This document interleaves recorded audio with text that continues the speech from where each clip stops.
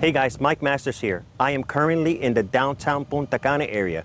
I was at an open house here for a project called City Place. If you want to know more about it, go check out the video that I did a few months ago on that project. It's amazing. But this area here has so much growth because you have lots for sale where you can build your own home. You have studios, 1-bedroom, 2-bedroom, 3-bedroom units that you can purchase. What makes this location prime is its proximity to the Punta Cana International Airport, which is approximately 10 to 12 minutes more or less depending on traffic. You're walking distance to all the different shops that are here in the local area. Today I'm going to show you a couple of pictures and videos that I was able to take from the open house at City Place, and I'm going to share that with you today. Plus I flew my drone so you guys can see what's happening in this general area. So please sit back, relax, and enjoy today's video.